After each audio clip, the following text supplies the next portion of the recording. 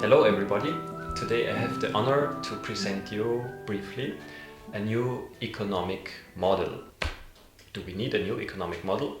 According to an opinion poll in Germany and Austria, 88% of the people in Germany and even 90% of the people in Austria ask for a new economic order. Not reforms, but a new economic system. And the question is, shall our economic system become more ecological? Shall it become more socially just? Shall it become more regional, to a certain extent less globalized? Shall it become more solidary, shift the focus from competition to cooperation, a solidary economy? Or shall human dignity become the center of the economic activity, but not only as a moral call, but also in the indicators of economic success? And the answer of the common welfare economy is that we should have more of all these nice goals and values. And the concept of common welfare is not a new one. It has been used in history since the 13th century. Thomas von Aquin created the Latin word bonum commune, and it has been introduced into nearly all constitutions of Western democracies. How did the common welfare economy concept develop? It was a group of 15 Austrian companies who, together with me, were not satisfied with the present rules of the game of economy, the legal rules of the game of economy. And they said, let's create a different game.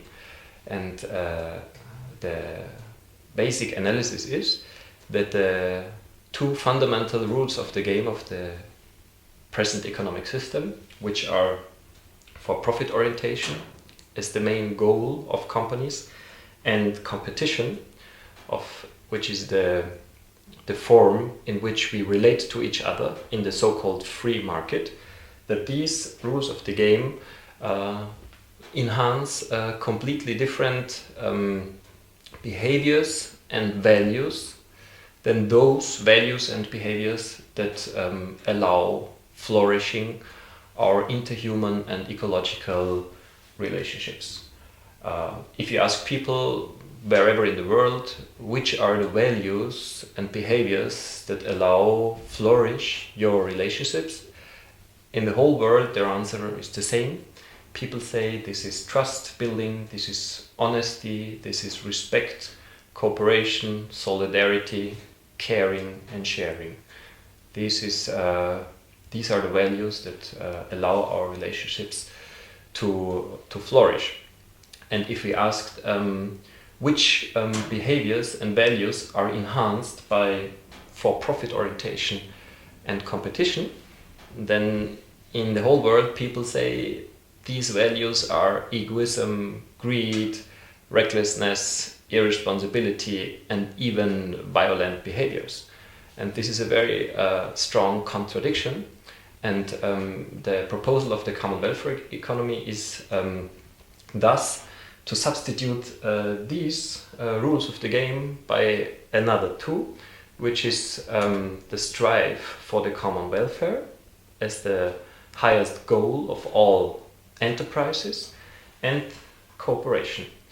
And we calculate that if we change these legal rules of the game, that human and ecologically sustainable and responsible behaviors will flourish in the same manner as today egoism and greed are spreading, but not due to human nature, but due to the legal rules of the game. And how do we want to change the rules of the game, and what would it exactly mean to substitute for profit orientation and competition by the strive for the common welfare and cooperation? The most important thing is to not only set a new goal for all enterprises, which is to strive for the common welfare, but also to define economic success with exactly this meaning. Today we measure economic success on two levels, the national economy, the macroeconomic level, and the microeconomic level of a company. Here we measure economic success with the GDP, the gross domestic product, and on the level of a company with the financial profit. And both success indicators are monetary indicators.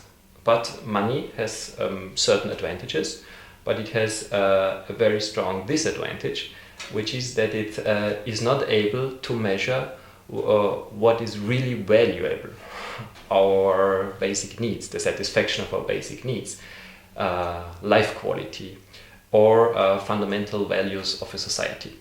I hope I can illustrate that with the question: if a rising GDP tells us anything secure about the question if we live in peace or in war, if we live in a democracy or in a dictatorship, if we destroy our ecological environment or if we save it, if we distribute just and everyone has enough to eat and a livelihood, or if some are poor and excluded from the welfare, and if in a society trust is rising or maybe mistrust and fear. From a rising GDP, we don't get any reliable information of the development of one of those indicators, those values that are the most important ones for our well-being and life quality. And the proposal is to measure directly the goals of the economy. And this means that we would, on the macroeconomic level, substitute the GDP by a product of common welfare.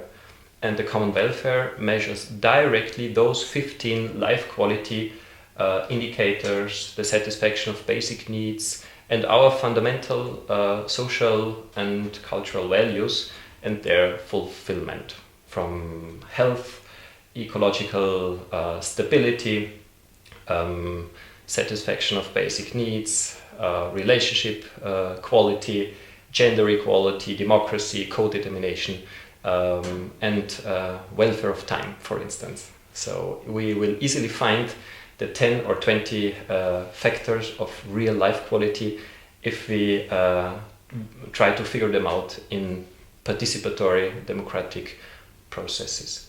And on the microeconomic level of a single company, we propose to repeat the same, because a rising financial profit of a company, which is its today's most important indicator of success, again, does not tell us anything reliable about the contribution of the company to the social well-being. If the company creates or destroys employment, if the working conditions improve or get worse, if women are treated equally or just paid the half for the same work, if the company cares about the environment or doesn't, if the company produces arms or biological food.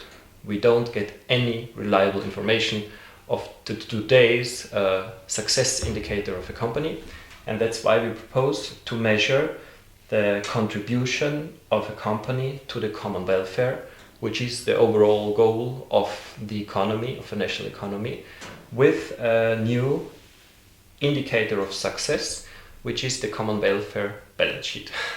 And the common welfare balance sheet measures the contribution of a company to the above mentioned factors of life quality, satisfaction of fundamental needs, and our core values. More concrete, in the common welfare balance sheet, we measure how a company fulfills and lives the 5 basic values which are already in our constitutions: human dignity, solidarity, social justice, ecological sustainability, and democracy. And the common welfare balance sheet measures how a company lives these values against all stakeholders of the company, from the other companies where it buys its for products until the future generations, the whole spectrum of stakeholders. More concrete, we measure does the product or the service which is provided by the company really have a meaning? How are the working conditions? How is the distribution of the income? Are men and women treated equally? How ecological is the product and the production process? And do those who are doing the work also have a word in the decisions within the company? These are 6 basic questions, but the present version of the common welfare balance sheet comprises 18 common welfare indicators, and all companies, no matter how small or big, which branch or which legal form it has, can achieve between 0 and 1,000 common welfare points.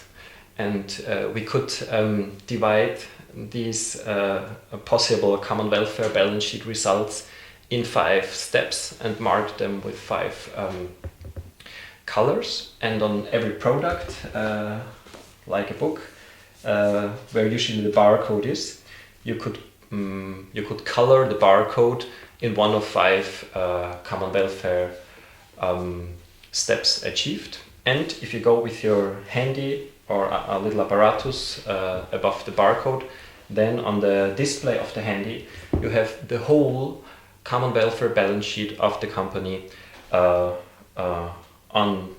online, and you can immediately check if you're a critical consumer, if the product is only regional or also biological, or if it is only regional and biological, but women are not getting the same pay as men.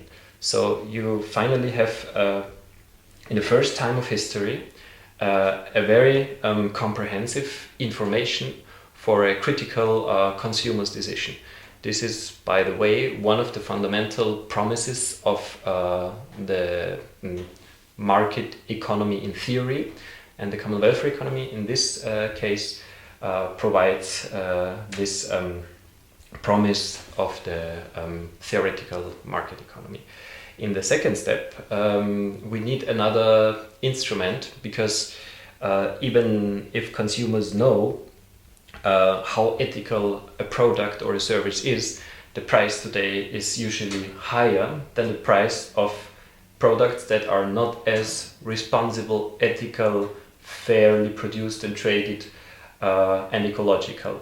And this is an expression that egoism and irresponsibility in today's economic model is even rewarded.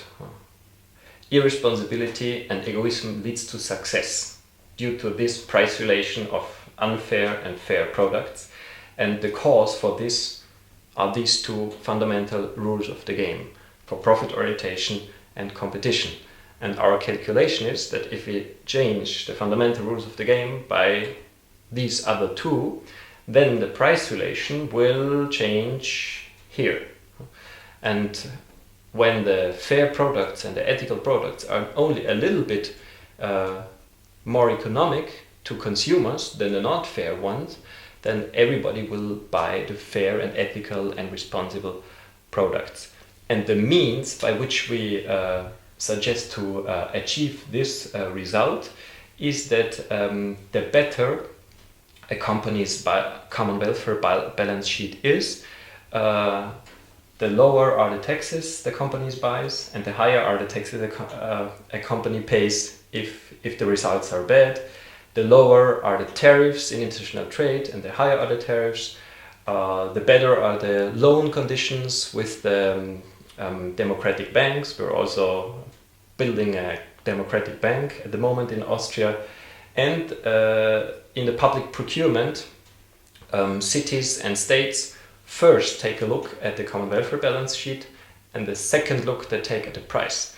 And all together these measures and other measures, which I have not enumerated now, will have the effect that the ethical products will be cheaper than the non-ethical products, and that the most responsible companies will stay in the market, whereas the most egoistic and irresponsible companies will vanish. We also propose to limit the use of financial superavit of the companies. We would like to still allow the use of financial profits for investment, of course, for the payment of the workers, of course, for the repayment of bank loans, of course, and for some other useful uses. But we propose to not allow any longer to use financial profits to eat up another company, to invest those financial surpluses on the financial markets, to give the money out of the company to people who do not work in the company, and to give donations to political parties. With these four limitations to the use of financial profits of companies, we hope to overcome some core elements of capitalism which are harmful to the common welfare at the moment. Third, we propose to limit inequalities, for instance, in income. Today we have no limitation of the inequality of income, which has the result that some people work for a couple of euros or pounds or dollars per hour, and others gain, as it is the case in the United States, 350,000 times more for the same hours worked. The highest income in the United States in a year is today $5 billion, and this is too much. And we propose to make a democratic process and to ask people, do you want to limit income inequality? If people say, no, we don't want to limit, well, then people should have their say, and we would not like to limit it, because it's a democratic decision. But if people say, we want to limit inequality to a certain measure that we deem as just, then we make a law out of this proportion. Maybe it will be 10 times more, maybe it will be 20 times more, maybe it will be 7 times more. We don't know, although actually I have made a survey in my speeches in 6 countries, more than 300 times, with nearly 50,000 people, and the result in 9 of 10 cases is always the same. If people could take the decision, they would determine that the highest income in a national economy or in the European Union or in whichever area should not be higher than 10 times the legal minimum wage for the same working time. And this is already an indication how we want to make the strategy, how we propose to implement the model. We just give some inspirational input, but we don't say the 20 elements of which the common welfare economy is comprised. It's now 20 elements of the alternative economic order, shall not be implemented as we propose them. No, that's not the way we propose. Our proposal is to just pose the questions in constitutional assemblies in a first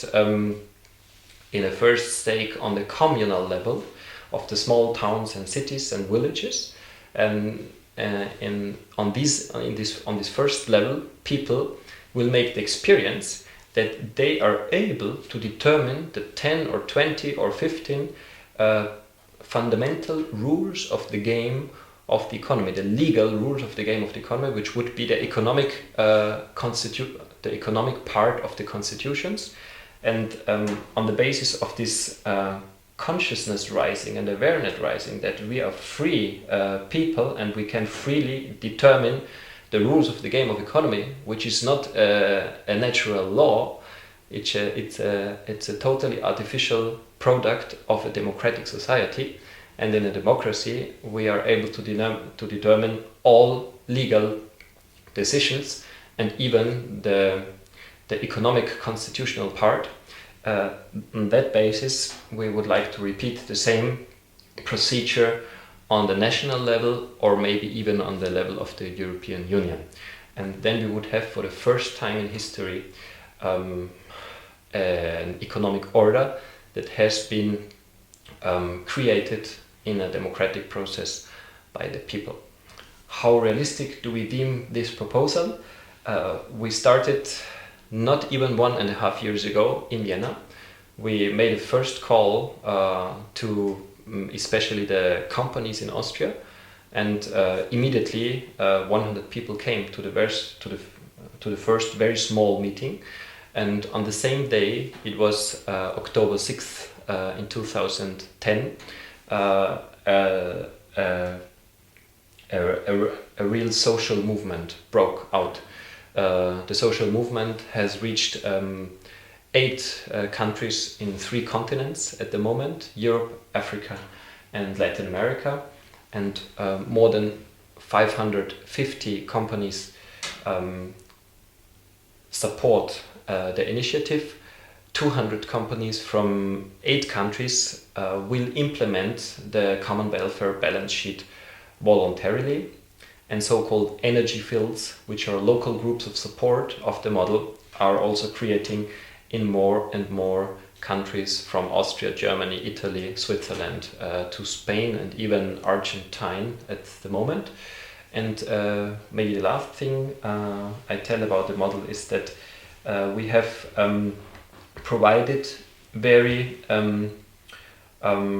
easy tools for every person to participate. You can create in your town, in your village, a common welfare energy field. For all companies, you can immediately implement the common welfare balance sheet.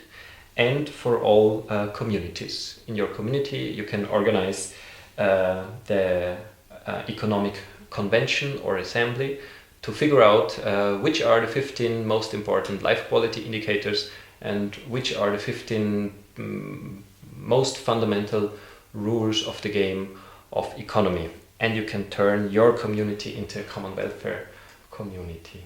So I hope I have not only presented a concrete alternative to both to capitalist market society and centrally planned economy, but also have been able to describe that it has already become a social movement, and that everyone can and is warmly welcome to join this movement.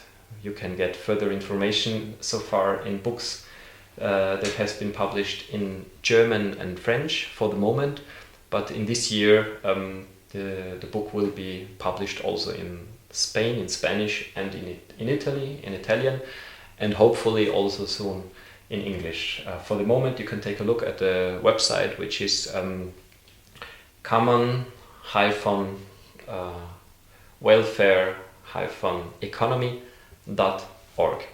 See you there.